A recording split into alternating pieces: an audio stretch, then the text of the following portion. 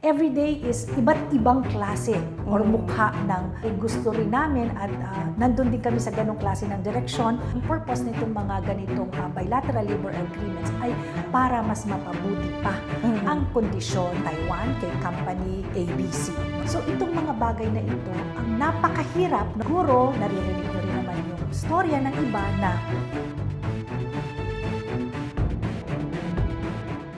Disclaimer. The views and opinions expressed in this video are solely those of the individuals involved and do not necessarily reflect the official policy or position of Diary of an OFW or Orju Media. We are not responsible for any actions taken based on the content discussed.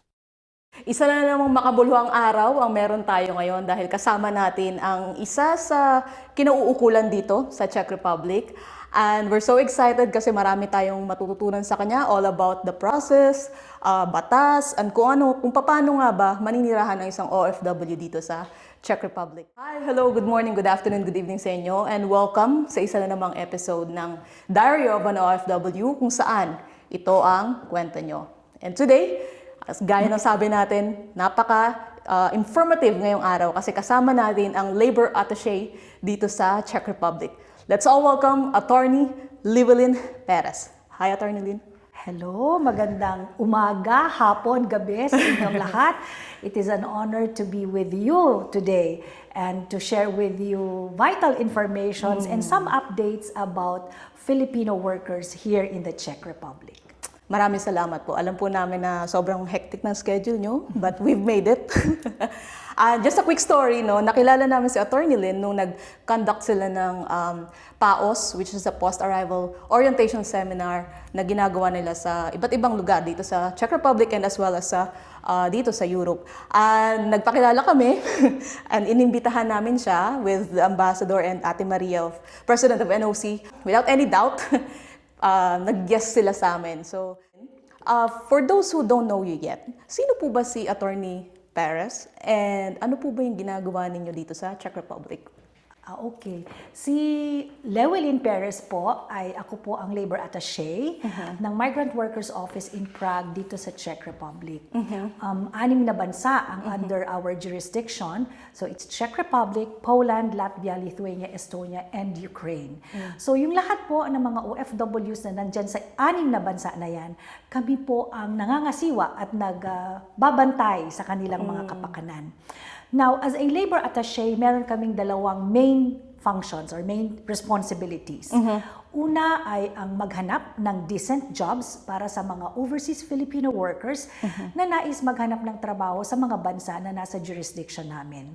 At ikalawa, kapag sila ay nandito na, to look after their welfare. No? So, we see to it na ang mga OFWs na nakakarating sa mga bansa na nasasakupan namin ay nare-respeto ang kanilang mga karapatan, hindi lamang yung kanilang mga labor rights, no, kundi pati yung kanilang mga rights bilang mga human beings. So maganda po yan kasi hindi lang po yung proseso at yung paghahanap ng opportunity para sa mga Pilipino, kundi ginagabayan nyo rin po sila pagdating dito. So, bilang labor attaché din po, ano po yung kadalasan ng mga challenges na hinaharap nyo and paano nyo po yun na-overcome? Well, maraming challenges. Bawat bansa na pinupuntahan namin, iba't iba ang klase ng challenges na hinaharap ng isang labor attaché or ng migrant workers office. So, syempre, kami yung unang nilalapitan ng mga OFWs kapag mayroon silang problema tungkol sa kanilang trabaho. Minsan, mayroon ding mga OFWs na lumalapit sa amin about their personal matters, no, at humihingi ng payo.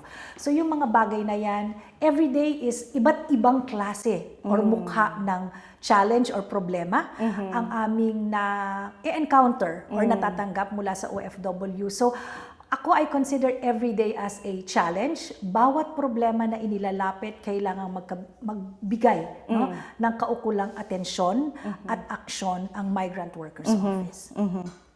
And since you are the labor attaché din po, paano po kayo nakikipagtulungan? Since kayo po yung nagko-coordinate ng mga trabaho, opportunities po, paano po kayo nakikipagtulungan sa European authorities or legal authorities po dito sa Europa para po magkaroon ng matiwasay na trabaho ang isang OFW.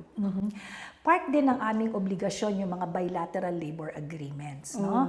Like for example, dito sa Czech Republic, noong March of 2024, nagkaroon ng pirmahan ng tinatawag na Joint Communique on the establishment of the labor consultation mechanism between the Philippines and the Czech Republic.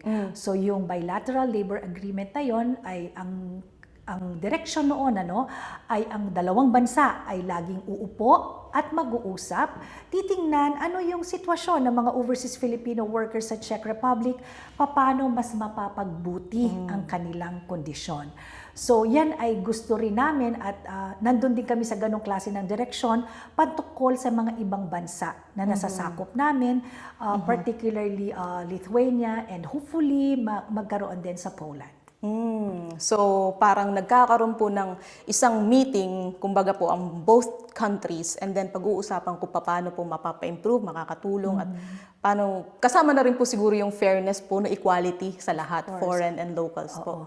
Actually, ang purpose nitong mga ganitong bilateral labor agreements ay maging regular ang pag-uusap sa pagitan ng dalawang bansa para magkaroon ng updates kung ano ang mga pagbabago at ano pa ang maaaring gawin ng dalawang bansa para mas mapabuti pa ang kondisyon or ang sitwasyon ng mga Filipino workers sa bansa na yan. Ganda po pala. Kailan po nagsimula yung bilateral agreement? Last year lang po? Yes, it was signed ng March 2024. Actually, it was signed by then our Undersecretary Hans Leo J. Kakdak, who is now the Secretary of the Department of Migrant Workers, and another Undersecretary from the Ministry of Labor and Social Affairs of the Czech Republic, and it was witnessed by the two presidents of both the Philippines and the Czech Republic. Maganda po kasi pinag-usapan na ng dalawang bansa. It will really happen pagka ganun. How about sa European labor law naman po? Paano po na poproteksyonan ang OFW by using the European labor law po? Well, meron din tayong mga pakikipag-usap, for example, with International Organization for Migration. Okay? So, isa sila sa mga nagiging katuwang natin na to be sure naman na again, yung lahat ng mga karapatan at pribilehyo ng isang foreign worker sa ilalim ng European law ay mai-implement at magagamit din to the benefit of the overseas Filipino workers. So it is for everyone's to make sure na nangyayari kung ano yung batas po na italaga nila. Ano po. And then, since you are here po, and nabanggit niyo po na marami kayong challenges na nababanggit po, paano niyo naman po na-overcome or ina-assistuhan yung mga may labor disputes? Like for example, may problema po sa trabaho with the employer. Paano niyo naman po sila natutulungan? Well, number one, syempre, like what I said, meron kaming tinatawag na accreditation process. Pag accreditation process, usually kilala namin ang mga employers. Alam namin kung sino ang pwede namin kausapin if in case may hinaing ang isang overseas Filipino worker. So kapag kaganyan, nakikipag-ugnayan kami sa mga employers at pinag-uusapan. Ito ang hinaing ng OFW na nagtatrabaho sa kumpanya mo, ano ang maaari nating gawin na solusyon para malapatan ng solusyon yung problema ng isang overseas Filipino workers. There are of course instances na hindi rin cooperative ang employers. So that's the time that we seek the help also of the government. It's either the Czech Republic or Poland. We go to their Ministry of Labor or Social Affairs or their Labor Inspectorate offices para humingi naman sa kanila ng tulong at sila naman ang tingnan din ang operasyon ng isang kumpanya na sa tingin namin ay may ebidensya ng paglabag sa mga labor laws. So, kumbaga po, sinusolusyonan po na hinahanapan na nakikipag-coordinate kayo sa employer, sa local government po, para masolusyonan ang nilalapit po sa inyong problema. No? Maganda po. And then, paano naman po yung sa mga, language barrier, cultural, paano naman po ninyo na-assist sila sa ganong klaseng problema or nilalapit? Well, okay, language barrier and cultural issues, siguro ito yung isa na goal namin sa aming post-arrival orientation seminar, na we tap the help of the non-governmental organizations para i-inform ang ating mga OFWs na, kung may problema kayo, merong NGO din na malapit sa mga lugar kung nasaan kayo. So, aktibo naman, no, yung mga non-governmental organizations dito sa Czech Republic. Meron silang mga libreng language, di ba? Language courses, no? So, and then culture familiarization, we had one actually in Poland, and it was done by the International Organization for Migration, no? So, yung mga ganon, pailan-ilang mga aktibidad na ginagawa ng MWO para mas masiguro na mas tatanggapin ng society, no, ng community, yung mga overseas Filipino workers natin. At yan ay yung culture familiarization and yun na nga, at least may information sila, may ideas sila tungkol sa language. Ina-educate nyo rin po sila, no? Ngayon po, for sure, na-encounter nyo na po ito maraming beses about sa illegal recruitment. Di po ba? So, ito po kasi yung isa sa mga bagay na talagang problema pagdating sa overseas. So, ano po ba yung mga steps or probably may procedure po kayo para makita ng isang Pinoy or isang OFW na ina-applyan nila is illegal recruiter? Oo nga, no? Yan, isa yan sa advokasya siguro. Hindi lamang ng MWO Prague, no? Pero siguro lahat ng mga MWOs sa Europa or siguro sa Amerika or sa Canada, no? Na talagang we want to fight itong mga illegal recruiters na ito and yung mga masyadong nasa social media na nag-iengganyo ng mga overseas ng mga applicants, no, na mag-apply sa kanila na yun naman pala ay walang maayos na trabaho na dadatnan ng ating mga kababayan. So we do not like third country recruitment. We do not like, of course, yung illegal recruitment. Hindi natin po gusto yan.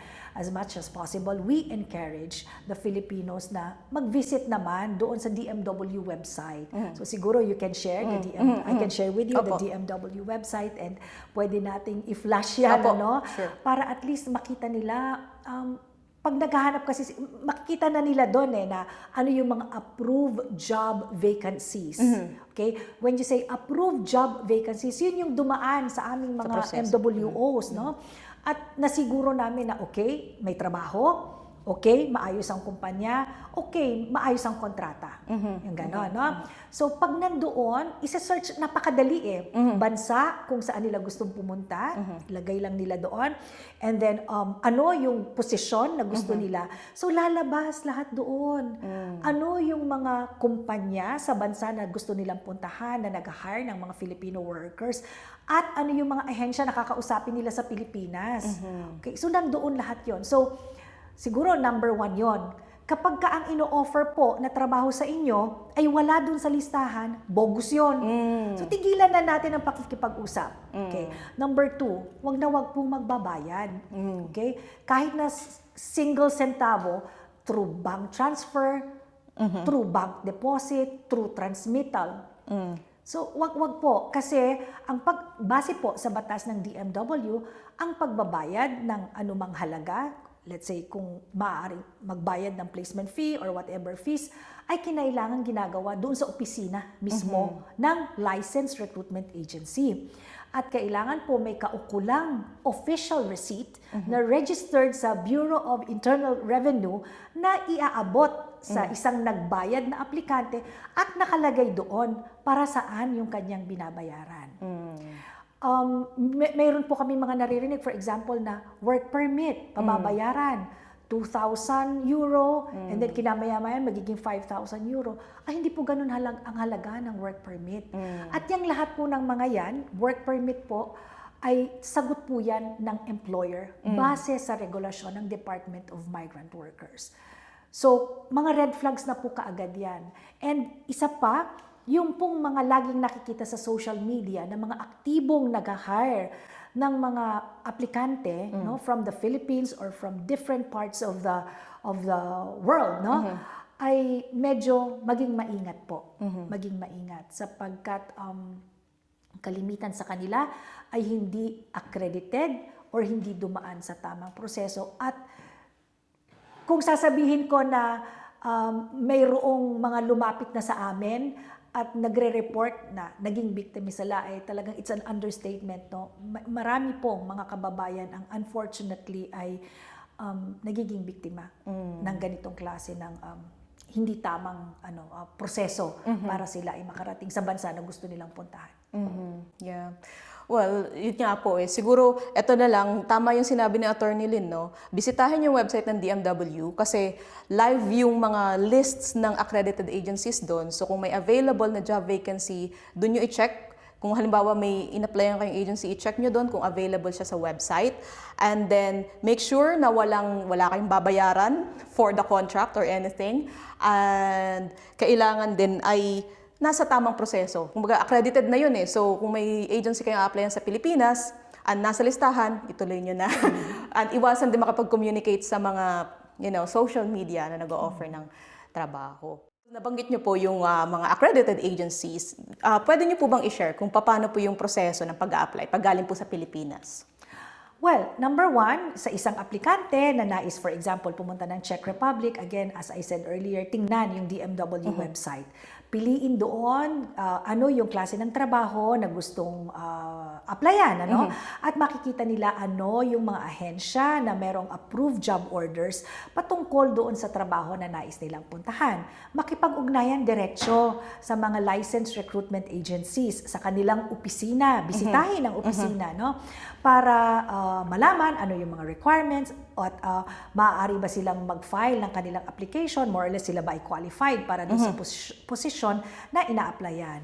And then from there, magkakaroon ng interview, selection ang employer. Okay, so kung magustuhan siya, that's the time na magkakaroon ng pirmahan ng employment contract. And then later on would be yung pagproseso na ng mga visa, and then later on yung issuance ng Overseas Employment Certificate na magsisilbing exit pass ng isang OFW para makarating naman siya, for example, dito sa Czech Republic.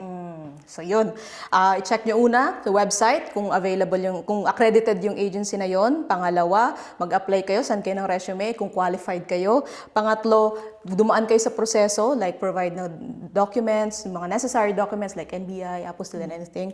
And then, OEC po, para sa bago kayo makalabas. So make sure na meron din kayo ng OEC. Okay, so that's the process po from the Philippines. Ngayon, alam naman po natin na ang Filipino matyaga, masipag, naghahanap lagi ng magandang opportunity. And I'm pretty sure you're aware po na halos yung mga ibang Pinoy po is naghahanap ng trabaho sa ibang bansa from third country. So, ano po yung insight nyo doon? And kung meron po kayong process or proper procedure para doon, pwede po natin i-share. Okay, explain ko lang muna, no? When we say third country recruitment, ang konsepto natin dyan sa DMW is isang Filipino worker nag-apply going, for example, to, let's say, Taiwan. No? So, base sa DMW records, si Mr. X, Filipino citizen, ay nagtatrabaho sa Taiwan kay company ABC. No? Ngayon, dahil nga nasabi mo, naghahanap ng better job opportunity ang ating mga kababayan, ay maraming nakikilala sa social media at nag-aalok ng trabaho, let's say, sa Poland. Okay, so si kababayan natin ay makikipag-ugnayan through social media.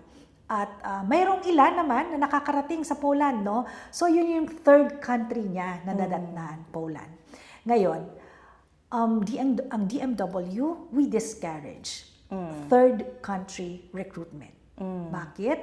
Kasi hindi dumaan sa accreditation yung mga companies. Okay? Sa accreditation, kagaya ng sinabi ko kanina, tinitingnan namin, may employer ba? Yung employer ba ay maayos na employer? Baka naman mamaya ang dami pala naman yung record ng labor contract violations. Diba? At number 3, maayos ba yung kontrata na dadatnan ng ating OFW? Unfortunately, sa third country recruitment, walang ganon. So, siguro, naririnig nyo rin naman yung storya ng iba na nakakarating, for example, sa Poland or sa Czech Republic through third country recruitment. Number 1, napakalaki ng binabayaran.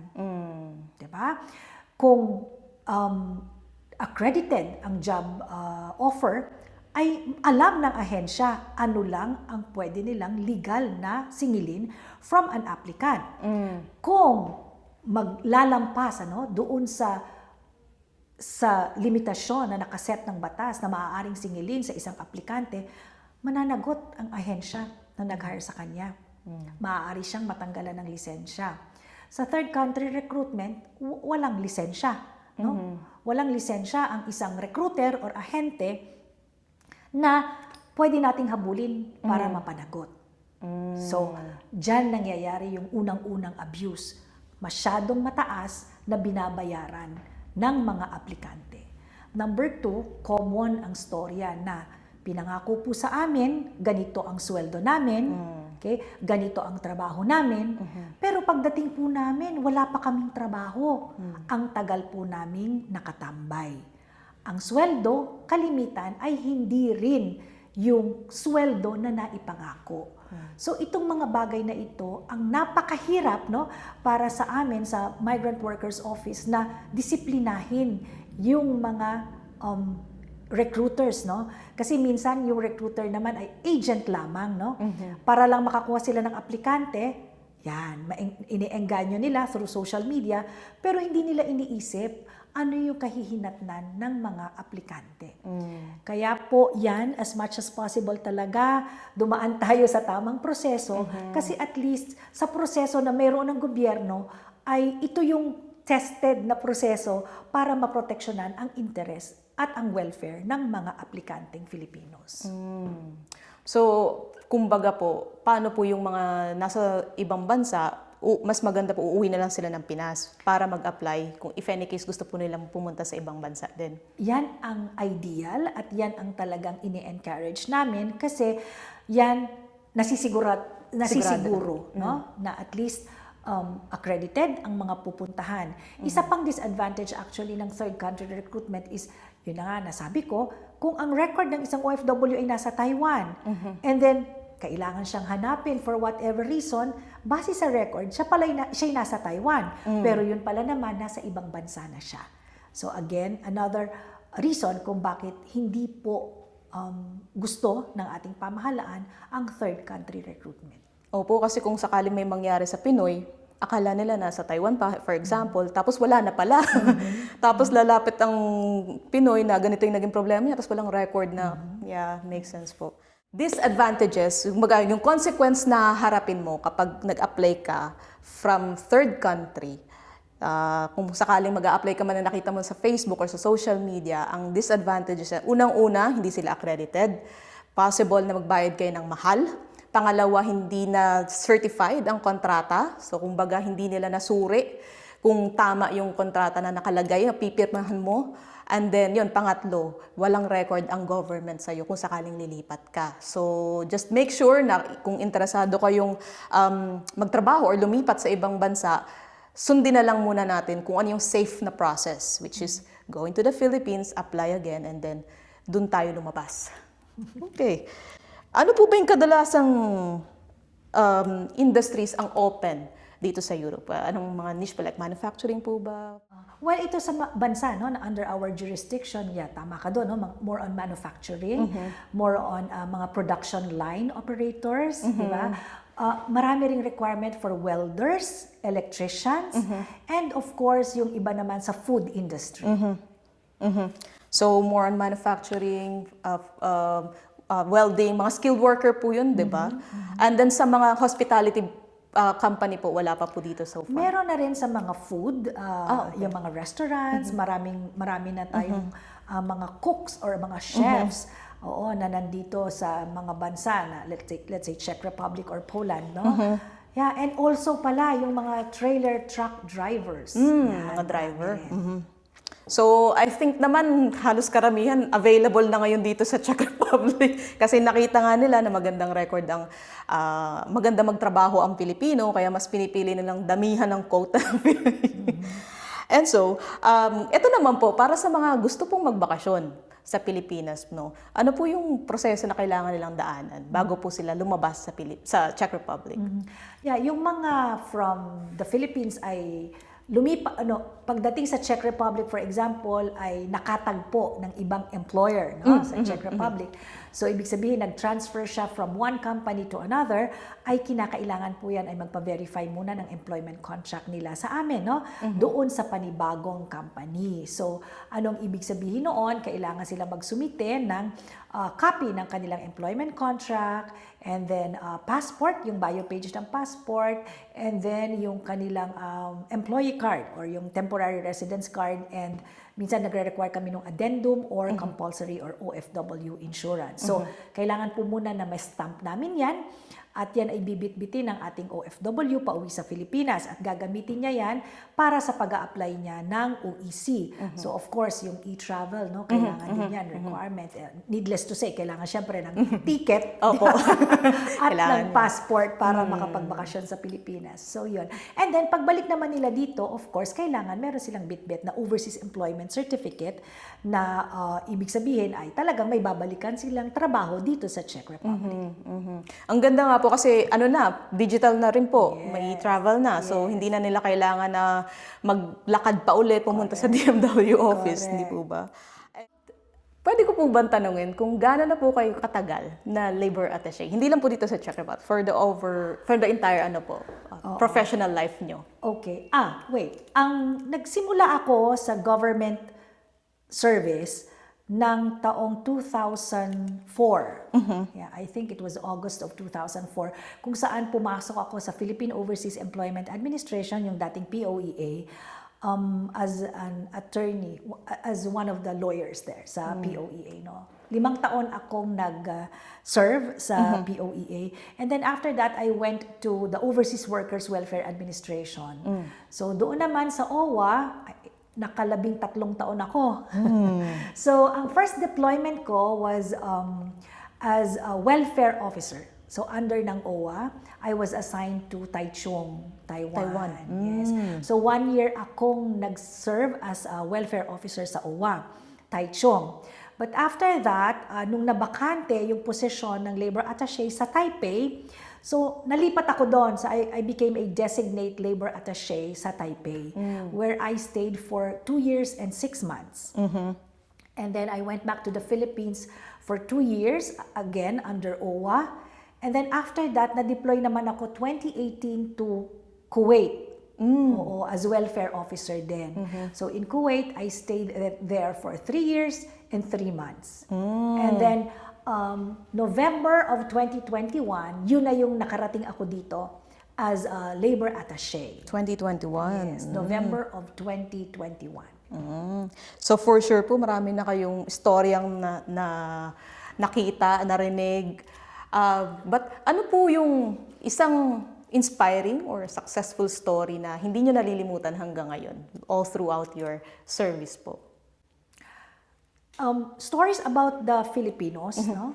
Like for example, in Taiwan, I will not just mention the name, Yeah, no? sure. Yung kasing OWA, when I was a welfare officer there, meron kami mga tinatawag na mga reintegration programs wherein tinuturuan namin ng iba't ibang skills ang mga OFWs na kumbaga hindi lang maging OFW, no? Meron silang ibang kaalaman, no? And of course, that is with the help of some of our facilitators na minsan Taiwanese din, no? And ang magandang, I think it's inspiring kasi yung mga itinuturo namin na mga bagong skills sa mga OFWs ay nagagamit nila. Okay? So it's either sila mismo yung magtatayo ng sarili nilang negosyo or minsan habang nandun sa Taiwan may sideline, yung ganon. So maganda kasi for me, it's very inspiring, no? Kasi meron kang nagagawang kakaiba or tulong sa isang OFW na bukod sa kung ano yung trabaho niya sa bansa na nasaan siya, ay meron pang ibang dagdag na kaalaman tayong nai-impart, no? Sa OFWs. Kumbaga po, nagagamit nila yung natutunan nila from the program po na ginagawa ng embassy po doon sa Taiwan. Ano po, ganda po yung kasi Well, sabi nga po namin, hindi naman po habang buhay pwede kami mag-OFW. So, it's really good na matuto kami as early as now ng iba-ibang skills. And then, pag umuwi kami sa Pilipinas, then that's a time na probably we can start our own business or maybe mag-come up kami ng idea na magagamit namin yung skills na natutunan namin from other country. So, yun po yung inspiring po sa'yo. How about dito po sa Europe or sa Czech Republic? Meron po ba kayong naaalalang successful story or anything? Well, mayroon ngayong isang programa na ang tawag nila is yung likha, no? Yung it's like you will create a business plan, ano? Mayroon akong mga ilang OFWs na nakausap na in the past na yan, isinashare din nila sa akin na parang, ma'am, gusto kong magtayo ng negosyo, paano ba to gagawin, etc. So, yan, nakakatuwa na nagkaroon ng ganong klase ng programa and may ilang entries from the Czech Republic, no? So ito, very inspiring for me kasi nakikita ko na yung isang OFW ay hindi nais na manatili at habang buhay na maging OFW na habang pala siya ay nagtatrabaho sa Czech Republic, marami na pala siyang racket sa Pilipinas, no? At hindi lang para sa kanya, no? Tinuturuan din niya yung pamilya niya. So, yeah, siguro ito, by this coming December, magkakaroon na ng awarding ceremony para dyan sa proyekto na yan. So, at least titingnan natin kung ano magiging laban no, ng entry from the Czech Republic. Alam niyo po, natutuwa po ako nung nagpaos po tayo, no?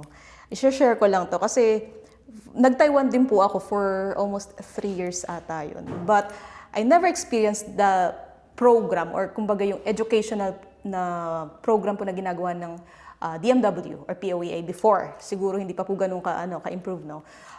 But I'm happy kasi meron po kayong fina-flash na financial literacy, which is very important po para sa aming mga OFW. Because yun nga po, ang goal is to really save money and then put up something in the Philippines po, di ba? So, through that financial literacy po, parang malaking tulong po yan sa mga OFW. Kasi matututo po kami maghawak ng pera, mag-manage, and then sooner or later baka mag-stay na lang po sa Pilipinas, no, for good. So I'm really glad po na may mga ganyang programa na ngayon sa DMW. And then how about the challenging one po? Meron po kayo? Sabi ko nga, yung lahat is challenging, no? Iba't ibang mukha kasi, no? Iba't ibang mukha ng problema, no, na nakakaharap namin. Well, at the top of my head, I can say challenging yung mga may sakit na kailangan mong asikasuhin, pauwiin sa pamilya nila, no? So, yan. Every day, may iba't ibang challenge na talagang nakakaharap kami. At kasi, yung trabaho namin, hindi lang yun yung parang mechanical na parang ganito ang gagawin. Because, may human factor eh. Diba? Connection pa. May connection eh. Not only to the OFW but even to the family in the Philippines. So mahalaga na maramdaman ng OFW at ng pamilya niya na yung gobyerno ay handang magbigay ng suporta, no? Kasi siguro ang pinaka mahirap na sitwasyon ng isang pamilya sa Pilipinas ay yung aalalahanin niya yung kondisyon ng kanyang kamag-anak or pamilya na nasa ibang bansa na oo, may mga kaibigan, but of course, walang pamilya na malapit, no? But if there is an assurance, for example, from the government na nandito po kami and we will extend support, we will do everything para maging ligtas yung kamag-anak ninyo, malaking bagay po yun. And I am saying this, no? Hindi ganun karami ang na-experience kong welfare cases dito sa Czech Republic, dito sa MWO Prague. Although may pailan-ilan, no? Pero yun yung araw-araw kong ginagawa noon when I was in Kuwait. No, yung may mga tawag from the relatives from the Philippines na nag-aalala kung ano ang sitwasyon ng kanilang mga mahal sa buhay.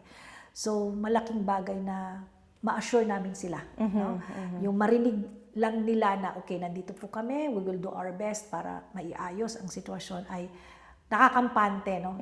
Yung mga kamag-anak nila sa Pilipinas. So, I would say na bawat problema na ilalapit is really a challenge. Walang maliit na problema, no? Lahat ay tinatrato namin yan na kailangang bigyan ng sapat na atensyon, no? Para at least maging maayos both yung OFWs at yung pamilya niya sa Pilipinas. And I really think you're doing your best para po masolusyonan yung nilalapit sa inyong mga problema, no? Trying and doing our best. Well, nung na-first na-encounter namin si attorney, can I say this, attorney, no? When I encounter you po, pinakilala ka po sa akin ni Ate Marian, si Attorney Lynn, siya yung mag-orient sa'yo sa PAOS. Okay. Tapos, na-remind niyo po, yung trabaho niyo, ayusin niyo, mag-iingat kayo. Parang, it felt like, kausap ko yung parang nanay, parang parent po. And it really, sabi ko, wow, interviewin natin to si Attorney Lynn kasi for sure marami itong wisdom or insight or information na ma-share natin sa kapwa natin OFW. So, thank you po for that. Do you have any upcoming plans po from the DMW in the future? Well, actually, may isang malaki na namang event na mangyayari, no. Naku, but this coming December 6, no. There will be an official announcement from the Philippine Embassy, of course, but of course, we will celebrate yung Paskong Pinoy. Yeah. Okay, so that will happen on December 6. We will come up with an official announcement about it, but again, pwede na sigurong save the date na para sa ating mga kababayang OFWs. So that will be on December 6. So malakihang selebrasyon naman ng Pasko, no, dito sa Czech Republic. We expect siguro marami ulit na bisita, no? Marami ulit Filipinos ang mag-gather. We already identified a venue kung saan gaganapin. So, yan. So magandang magkasama-sama ulit ang mga Filipinos kasi alam mo yung Pasko, 'di ba? Opo. Malamig at malungkot. Malungkot kung malayo sa pamilya. So at least, of course, through the leadership of our ambassador ay nag-conceptualize ulit, no? Nag-conceptualize at gumagawa ng mga plano para ma-deliver natin itong malaking Paskong celebration, no? Paskong Pinoy celebration dito sa Czech Republic on December 6. So parang magiging Christmas party po ito ng mga Pilipino lahat dito sa Czech Republic. Yes. And they can come yung galing po na ibang bansa? Like, Of course, lahat ay welcome. Punta na kayo. Right. So, meron po ba kayong mensahe sa mga kapwa natin Pinoy na nagbabalak, nandito na, or message po ninyo sa mga kapwa natin Pinoy? Well, para sa ating mga OFWs na nandito na sa Czech Republic, number one, yung kagaya nga ng sabi ni Juma, no, mag-iingat po kayo sa inyong mga trabaho. Mamahalin nyo po ang trabaho ninyo. No? You are very blessed na nandito kayo sa Czech Republic. Mayroon nun 116 million Filipinos at 10% lang yan ang nasa ibang bansa. At may oportunidad na kagaya ninyo, no, na magtrabaho sa ibang bansa, maranasan ano ba ang meron sa ibang bansa, kumita ng maganda para sa kanilang pamilya. Number 2, wag niyo kakalimutan, ano yung dahilan ba't kayo nag-abroad? Diba? Para sa pamilya. Okay? Para mabigyan ng maayos na buhay ang pamilya. Number 3, minsan para mapag-aral ang mga anak. At number 4, magkabahay at makaipon, no? So hindi ho habang buhay ay OFW, gaya nga ng nasabi niya, no? Mahalaga ang financial literacy. Matuto po tayong mag-save, mag-impok para sa ating kinabukasan. And pangatlo siguro na reminder ko ay kung halimbawa naman po na masaya kayo sa trabaho, kung nasaan kayo, walang paglabag ang employer or ang company sa kung ano man ang napirmahan yung kontrata, ay i-honor po natin kung ano ang nasa kontrata natin.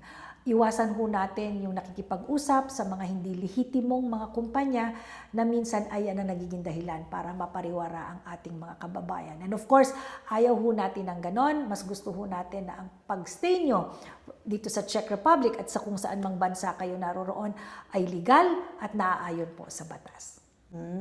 Thank you po sa mahaba at magandang informative na mensahe nyo. By the way, nakalimutan ko pong tanungin, attorney, paano naman po yung mga tao na nakapag-apply na sa mga illegal recruitment, tapos or nandito na, tapos wala pong trabaho pagdating, ano po kayong pwede nilang gawin? Well, maaari ho silang makipag-ugnayan sa amin, no? At ma-evaluate namin yung kanilang sitwasyon, makita namin kung papaano maaaring pumasok, no, ang ating opisina, ang ating gobyerno, kung papaano sila matutulungan. So, huwag kayong matakot kung sakali man na isa kayo sa mga nabiktima. Lapit lang kayo kay Attorney Lynn. I think ipa-flash po namin yung email nyo, consular. Yeah. Ipa-flash po namin yung email and reach out to them. Huwag kayong mahiya, huwag kayong matakot. Mga kababayan namin kayo, kababayan kayo ni Attorney Lynn, so hindi kayo pababayaan for sure. Thank you, Attorney Lynn. Salamat. But, we have some playful question kasi sabi ko sa mga interview, magpapaiwan tayo ng questions and then ibibigay natin sa next interviewee.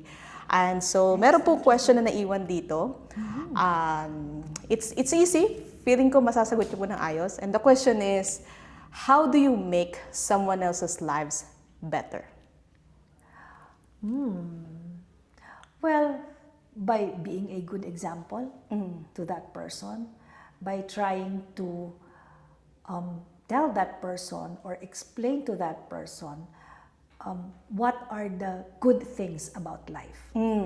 Because sometimes, hindi natin nakikita yung blessing. Yes. We try to, mas nakikita natin yung negative perspective. Problema. Diba? Yung problema. And namimiss natin yung mga magaganda na nangyayari sa buhay natin. So, probably how can I inspire other people is by making that person realize how blessed, that person is. By being a good example din po. Na kahit na may pinagdadaanan ka, you're here, you're doing the best way you can para makatulong sa kapwa, maging masaya, hindi po ba? And be thankful, no? Yeah. Be thankful that you have life, you have roof under your head, you have a family, and you have a good job. Yes, yes. Opo, kasi ang daming tao na walang trabaho, but you are here. The fact that you are here, you're blessed, di po ba? And you have the opportunity to earn well and, provide a good life for your family back home. I will give you a chance na mag-iwan din po ng question for the next interviewee. For the next interviewee, kailangan ko yata mag-isip. Sige po, willing to wait po. We have all the time. Parang hindi ko napaghandaan yun, ha? Anything under the sun? Well, siguro. Ano yung question sa akin kanina? How do you make someone else's lives better? Better. Describe yourself like in 3 sentences. Trick. Ganda, ganda. Diba? Describe yourself in 3 sentences. Right. Salamat po, attorney. Salamat po talaga sa oras na ibinigay ninyo sa amin. And once again, sa mga kababayan natin, no, huwag kayong mahihiya. Lapit kayo kay Attorney Lynn or kung sino man dito sa consular office and gagawin nila ang lahat para matulungan kayo. Hanggang dito na lang ang ating episode. Hopefully, meron pa tayong makausap na ibang mga tao dito sa embassy para naman makatulong din kami at makapagbigay pa kami ng information sa inyo. So hanggang sa muli, don't forget to hit like, subscribe, and follow our platform, social media, Facebook, Instagram, TikTok, YouTube, Spotify, Diary of an OFW, and our website as well, diaryofanoFW.com. So until then, God bless everyone.